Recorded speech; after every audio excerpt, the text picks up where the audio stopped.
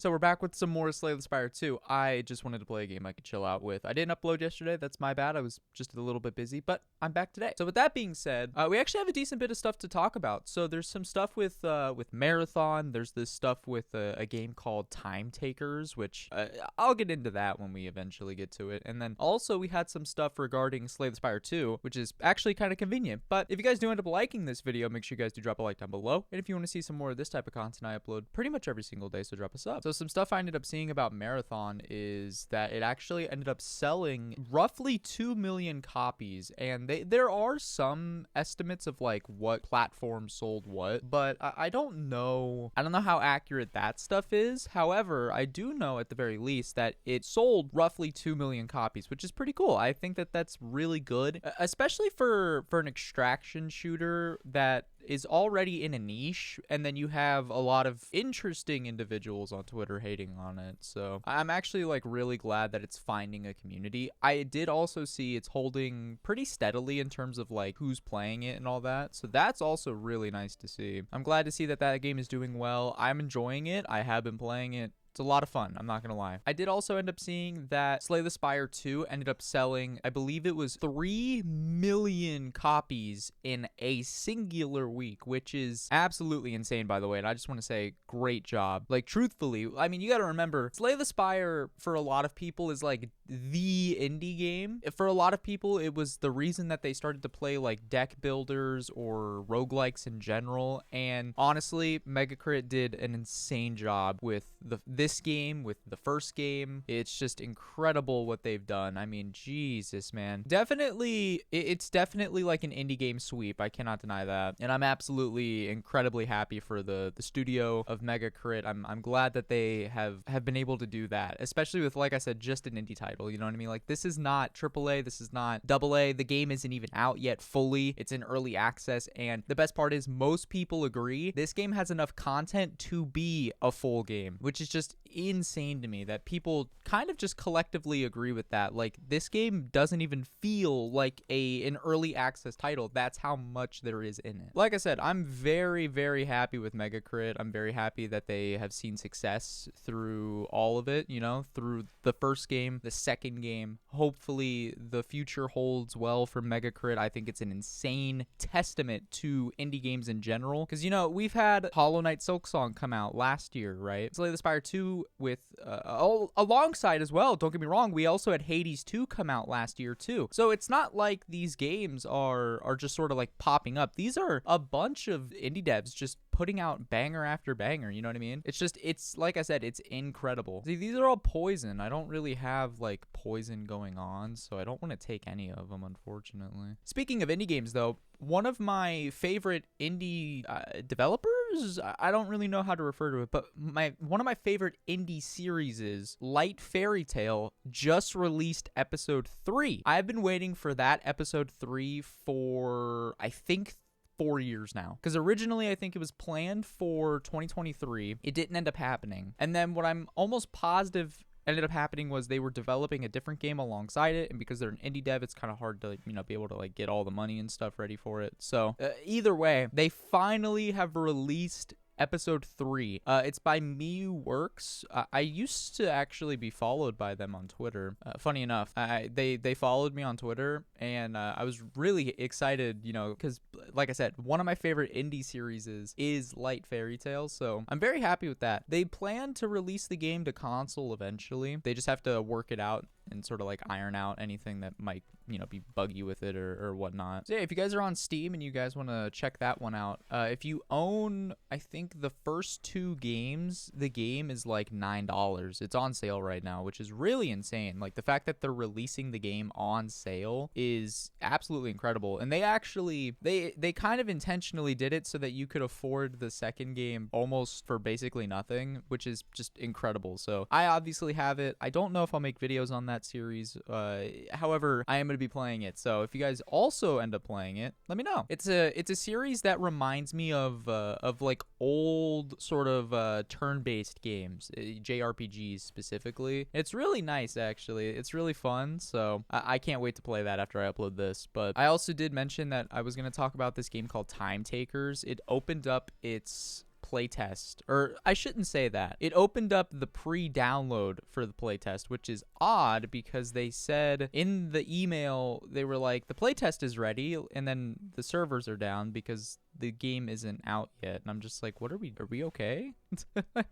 Like, what are we doing here? Time Takers is this like it's weird because the game doesn't look awful, but they've done no marketing for it since they revealed it, and it just doesn't even feel like it's a real game. You know what I mean? Like, it just feels like the game is going to fail, not because it's bad or whatever. It's just the game just comes off as being this weird anomaly. I don't know how else to describe it, is other than it just feels like a weird blip. Because I thought the game looked pretty, not so bad. I thought the game looked pretty decent. I mean, it's a BR game. I think it's kind of hero shooter-y, but it's weird. You know what I mean? Like, why are you not marketing the game? Like, I haven't seen a single ad for the game or anything since the reveal, I think, at SGF. So it's like, I don't know. I don't know how to feel about the game because I know nothing about it outside of, like, I think a 2-minute trailer. Regardless, though, I'm not going to upload a video on it, but I will play the playtest. I guess I'll let you guys know how I feel about it, but in all honesty with you, I don't know. I have no expectations going into it because, like I said, the game straight up just doesn't even feel like it exists. So, oh yeah, also, I have been playing Deltarune, actually. I've had Deltarune, like the newer version of it, I guess, like the chapters 3 and 4. I've had it since they came out, but I never got around to finishing them. So I was gonna say I'm dead to that thing anyway. I don't like that boss. I think the gimmick is a bit meh. I don't know. I'm not a big fan of the gimmick. But in regards to Deltarune, I've been playing that. Like I said, I got it when it came out. I got it day one when it came out, but I never finished any of it. I played the first chapter when it came out as the web browse thing, not browser, but like the what was it? It was like the random ass website or whatever. Oh, that's insane. Okay, we're definitely gonna have to get a Shiv build online. So yeah, I played the first chapter back in, I think it was like 2018, and I genuinely, Tobert Fox could have taken my entire information on that file or whatever it was that you had to like install, and it was weird. It was a really weird way to get people to like test the game, but it was really funny, and I'm glad that he did it because it's very in line with, like, I guess how I feel Toby Fox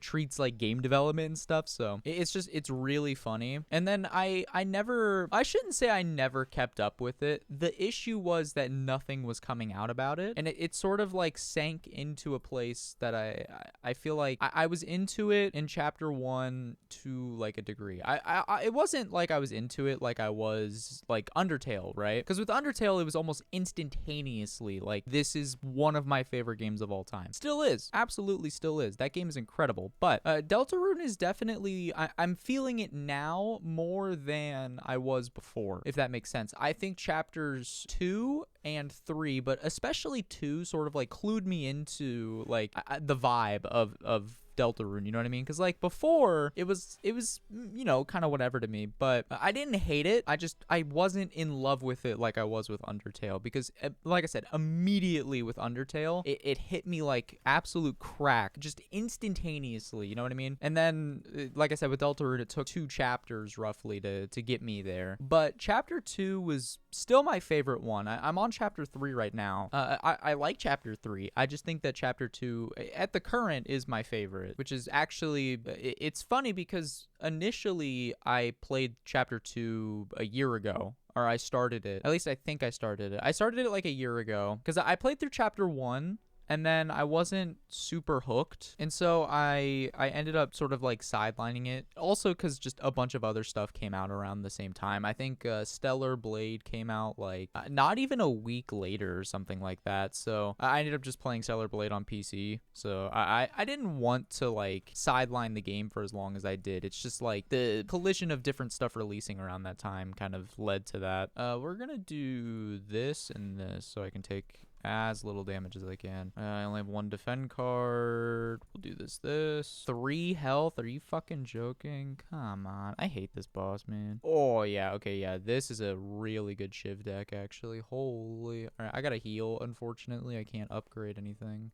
I'll do it up here if I can. I'll take 1 damage, which is kind of okay. Okay, that kind of sucks, but I mean, what are you gonna do? And then I do all the damage with those shivs because of that one card. Like, dude, that card is insanely good for shiv. Holy hell. Unironically, I'm not gonna do this because I can get many different like upgrades and stuff through this. So what do I want to upgrade? This would give me 5 shivs. This would make it an 8. I'm gonna do this one first. Deal 1 damage, deals additional damage for each card drawn this combat. That could be good, but meh. I'll take the retain. I mean, Hand of Greed scales like pretty well. I'll do that. And then, you know, is there another shop? If there isn't, I'll take it. Okay, fuck it. We'll take Hand of Greed. Why not? We'll go Smith, Survivor. I like to do Survivor. It's nice. You know what I mean? Like, it works. I like it a lot. So I don't want to burn that either, the potion, because I could burn my energy pot. Actually, here, we'll just retain it. Yeah, there we go. Okay. Massive. We'll do another Anticipate. Why not? We just win, by the way, because of this. Look at that. Dude, that's so satisfying. I kind of don't care, to be honest with you. Like, what if I don't want to throw the run, though. This is a really good hand. All right, well, we'll heal. I'll play it safe. We're already off to a massive start. Holy. Do that. I don't need that. We'll do this. There you go. You know what? I'll secure this. It's gonna lose 9 HP every turn. Bunch of damage. And we fully guard it too. That was a crazy one. Okay, this kind of sucks. I have to get rid of both of these. So this will be all the block I need. That you know what? That works. That works. We get a little more damage. I'll just keep this because it's free. I wish I could get it low enough, but I can't. This, and there we go. Nice. Oh, we got a duplicator. That's pretty crazy, actually. Attack steal double damage. That's not bad, actually. I kind of like that. Do I take it? Do we, like, kind of gamble? Because, like, if a boss buffs or something like that, right, I could just discard the hand if I don't feel like dealing with it or something. Because I don't need to defend, and then I get double damage. Yeah, sure, why not? You know what, we'll try it. Upgrade 4 cards. I might do that. All right, so this makes it free, which I don't hate, but I'm going to upgrade my accuracy, my well-laid plans, my blade dance, and you know what? We will upgrade it. Why not? We'll make it free. Even though I guess it doesn't really matter if I'm discarding my hand, but escape plan? Okay, honestly, if I don't win this, I kind of don't care. I don't really care about escape plan. Okay, if we do this, I get it within that range, so that's fine. I don't really care about any of those, to be honest. All right, let's go to the store because we have a bunch of gold. See, Pennib would go insane with this build, but I can't get it. Also, Kunai would also go absolutely stupid with a build like this. I don't really want to take this because, like, I don't know. I guess we'll kind of gamble a bit and hope I get another shop eventually with like good stuff in it. Ooh, there you go. Okay, that's pretty good. We could transform. Unironically, I might transform that car. Yeah, I might just do this one into it. Yeah, I mean, that's infinitely better. I can't even deny that. Let's go this way because I can get at least 2 upgrades, which I think is going to be pretty beneficial. So let's do that. Let's get Hand of Greed leveled up so I can actually use it a bit more efficiently. We'll do 2 Anticipates. We'll do this. We'll do that. There we go. All right, now we have this. Jesus, dude, it's so good. It's so good. Because okay, we could hit the store, right? If we hit the store, I could get a good relic, or we gamble and hope I get it anyway. So do that. We'll make this an 8. I'm into that. Okay, so every time we go into a question mark room, we'll heal. We'll smith again. Let's upgrade probably Cloak and Dagger for 2 shivs, and then we'll go to the boss. Massive. Okay, we'll do both Anticipates with a Deflect. Okay, this doesn't really help here because it's only 1 enemy. So we're going to do this first. Now we'll do it. Yeah, okay. Man, look at that damage. And then this kicks in every 6 attacks. Actually, you know what? We'll do this so I can do both this and this. I think that's fine, to be honest. Okay. Oh, I know what I'm retaining. All right, we'll retain the Hand of Greed. Shiv. Do 2 of these. And then I guess we'll do some damage there. I take like 11, which kind of sucks, but it's fine. It's close, man. It's so close. That sucks. Because now I got to go through 20 shield. Actually, it was a lot easier to go through 20 fucking...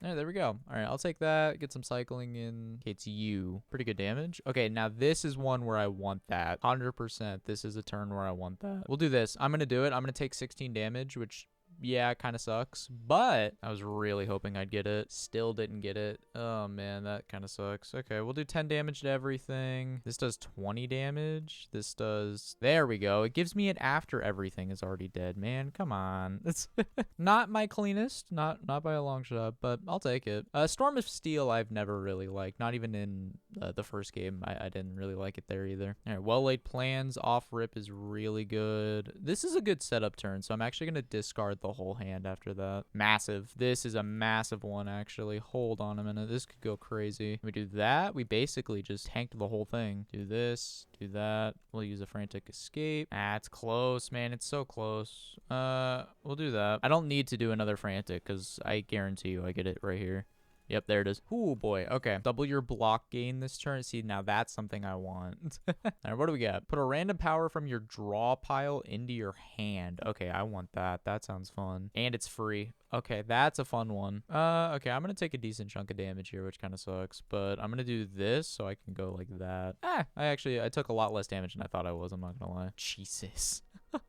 Holy shit. Okay, we'll do this and then we'll do that. I do want to get to a shop at some point because my lord. Okay, now this is where this is going to come into play like really well. I'm going to do this so I can do this and this. I'm going to take decent bit of damage, which is fine. I don't really mind. I'm not going to use Hand of Greed. I can't and I don't really want to stall. So we'll do that and then we'll get the exposed card or whatever. Okay, this one I'm going to take and then we're going to take this. So we get 3 shivs. Actually pretty massive, I can't even lie. I do want to do some upgrading, so we're going to go this path.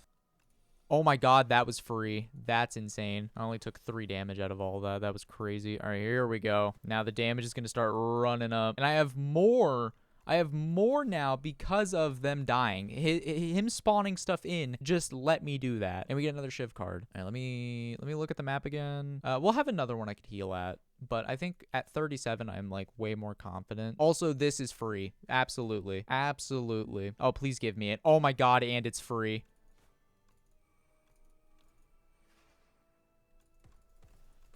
Well, here we go. I think I just win. Yeah, I just straight up win because I got another fucking Shiv card. Holy shit. So this is why Shiv is my favorite build in Slay the Spire 1 and 2. This is prime example of why. All right, I'm going to heal. We're going to go for the elite because of that. I want that, and then we can go like that. Dude, it's free again. Holy shit. And then we'll do this and that. Gain 1 block for each card in your hand. Oh, that's pretty insane. All right, we'll heal, and then we'll go double random because I heal every time I go in one of these. Holy shit. Okay, we're gonna do this, I think. I think that's fine.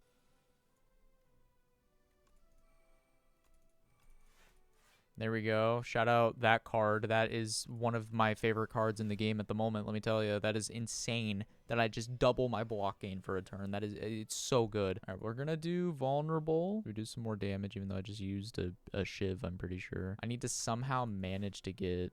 Okay, that's pretty huge. Because that'll give me 12, which allows me to save 7 HP. If my math is right, I die. Oh my god, my math was wrong by 3. Okay, there we go. Jesus. This is the part that scares me a bit. This phase fucking sucks. Okay, it's intangible, so I can't do anything. Just have to get a bunch of block. That doesn't help me. Fuck. Yeah, that doesn't help me. Damn, that could have been such a good run, man. Oh well. Man, that deck was insane though, let me tell you. Holy shit. Getting that one card where it would make every single shiv hit every enemy, just insane, man. That was such a good card. I love shiv runs, man. Anyway, I'm gonna end this video here. If you guys did like it, make sure you guys do drop a like down below. And if you want to see some more of this type of content, I upload pretty much every single day, so drop a sub. With that, I hope you all have a great rest of your day, and I'll see you all later.